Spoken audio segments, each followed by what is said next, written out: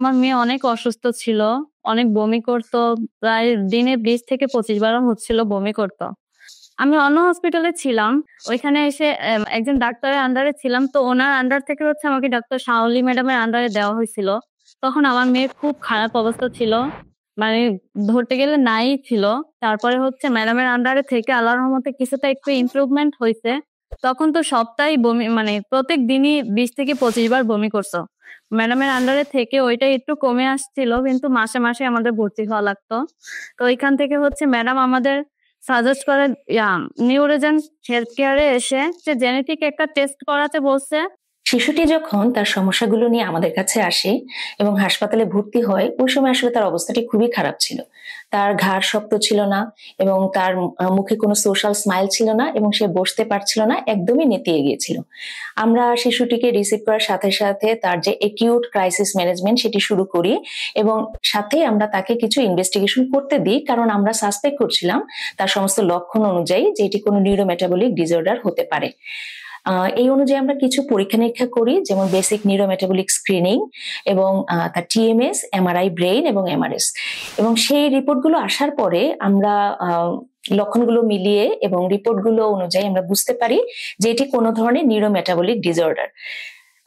এরপরে তার যে নিউরোমেটাবলিক ডিসঅর্ডার সেটির যে নির্দিষ্ট ম্যানেজমেন্ট, সেটির জন্য আসলে জেনেটিক টেস্টের প্রয়োজন হয়ে পড়ে। কারণ এছাড়া কিন্তু আমরা এই নিউরোমেটাবলিক ডিসঅর্ডারটি কোন টাইপের এবং এটার ম্যানেজমেন্ট আসলে কিরকম হবে সেটি নির্ণয় করা সম্ভব হচ্ছিল না। সেজন্য আমি বাচ্চাটিকে নিউরোজেন হেলথ কেয়ারে রেফার করি এবং তারা নিউরোজেন হেলথ কেয়ারে আসার পর তার একটি জেনেটিক কাউন্সিলিং হয়। ডাক্তার শাওলি ম্যাডাম যখন আমাকে বলে জেনেটিক একটা টেস্ট করানো দরকার, তো ওইখানে এসে আমি নিউরোজেন হেলথ কেয়ারে এসে জেনেটিক একটা টেস্টের জন্য জেনেটিক কাউন্সিলিং এর সাথে শরণাপন্ন হই।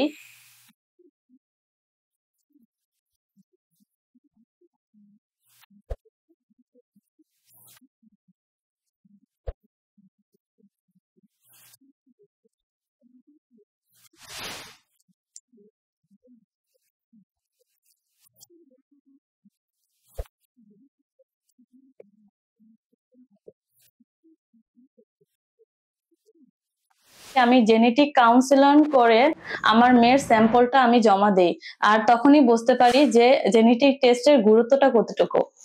জেনেটিক কাউন্সিলিং এর পর বাচ্চাটির বাবা মা বাচ্চাটির জেনেটিক টেস্ট করতে সম্মত হন এবং তার শরীর থেকে ৩ মিলি রক্ত নিয়ে, যেটি হোল এক্সোম সিকোয়েন্সিং, সেই পরীক্ষাটি করা হয়।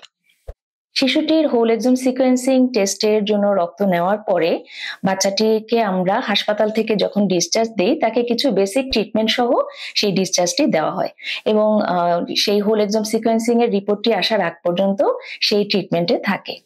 এরপর যখন হোল এক্সোম সিকোয়েন্সিং টেস্টের রিপোর্টটি হাতে আসলো, তখন দেখা গেল শিশুটি একটি বিরল রোগে আক্রান্ত, যেটি নিউরোমেটাবলিক ডিসঅর্ডারের একটি টাইপ।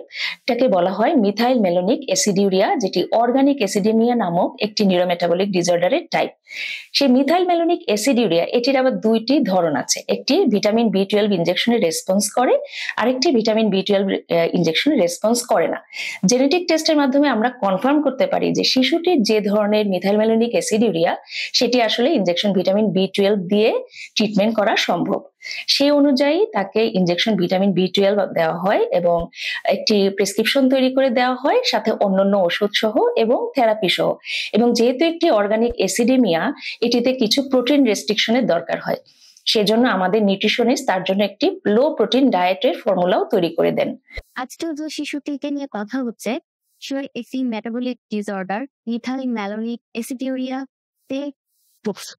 এই শিশুটির সুস্থতার জন্য আমরা টিমওয়াইজ কাজ করছি। আমরা যেহেতু এখানে ডায়েটিশিয়ান হিসেবে আছি, বাচ্চাটির খাবারের বা ডায়েট চার্টের পার্টটা আমি দেখছি। তার যে শারীরিক অবস্থা সেই অনুযায়ী তাকে একটি কাস্টমাইজ ডায়েট চার্ট দেওয়া হয়েছে। তার অবস্থা অনুযায়ী প্রতিটা জায়গাটা খুব স্পেসিফিক হতে হবে। এই জায়গায় দুটো জিনিস অবশ্যই খেয়াল করতে হচ্ছে। এক, অর্থাৎ পুষ্টিযুক্ত যে প্রোটিনটা সেটা একেবারেই রেস্ট্রিক্টেড করে দেওয়া হয়েছে। কোনো প্রকার ডাল, বাদাম, বীজ জাতীয় যে সবজি সেগুলো তার খাদ্য তালিকা থেকে বাদ দেওয়া হয়। আর প্রাণীজ প্রোটিনের যে অংশটা সেটা সপ্তাহের 7 দিন অনুযায়ী আলাদা আলাদা করে পরিমাণ অনুযায়ী বাচ্চার মাকে বসিয়ে দেওয়া হচ্ছে। এবং এই খাবারটা সারাদিনে ভাগ করে কিভাবে দেওয়া যায় সেটি বাচ্চার মাকে বুঝিয়ে দেওয়া হচ্ছে। সাথে সাথে এটি বলা হয়েছে কোনোভাবেই বাচ্চার কোনো মিল বাদ দেওয়া যাবে না, বাচ্চাকে কোনো অবস্থাতেই ক্ষুধার্ত করে ফেলা যাবে না। অ্যাসপারটেমযুক্ত খাবার বাচ্চার খাদ্য তালিকা থেকে একেবারেই বাদ দেওয়া হচ্ছে, কোনোভাবেই যেন দেয়া না হয় সেটি বাচ্চার মাকে বসিয়ে দেওয়া হচ্ছে। এছাড়া কার্বোহাইড্রেট, ফ্যাট, ভিটামিন, মিনারেলস যেন বাচ্চা পর্যাপ্ত পরিমাণে পায় সেজন্য সঠিক গাইডলাইন দেওয়া হয়েছে। সেই ডায়েট চার্ট অনুযায়ী আমার মেয়েকে খাবার দিচ্ছি। সেই ট্রিটমেন্টের পরে এখন বাচ্চাটি কিন্তু তার সোশ্যাল স্মাইল আছে, সে এখন ঘাড় শক্ত হয়ে গিয়েছে এবং সাপোর্ট সহ সে এখন বসতেও পারে। তো এই সাফল্যটি আসলে একটি বিরল রোগের এই ধরনের সাফল্য বাংলাদেশের জন্য আসলে একটি খুবই নতুন ধরনের ব্যাপার। কারণ আগে আমরা হয়তো নিউরোমেটাবলিক ডিসঅর্ডার সাসপেক্ট করতাম, কিন্তু একদম নির্দিষ্ট করে কি টাইপ এবং এটার যে আসলে ম্যানেজমেন্ট থাকা সম্ভব, একদম নির্দিষ্ট ম্যানেজমেন্ট, সেটি সম্পর্কে কিন্তু জেনেটিক টেস্ট ছাড়া আমাদের ধারণা ছিল না। তাই আমি সকল অভিভাবকদেরকে পরামর্শ দিব এই ধরনের বিরল রোগের জন্য জেনেটিক টেস্ট আপনার চিকিৎসকের পরামর্শ অনুযায়ী অবশ্যই করবেন। এতে কি লাভ?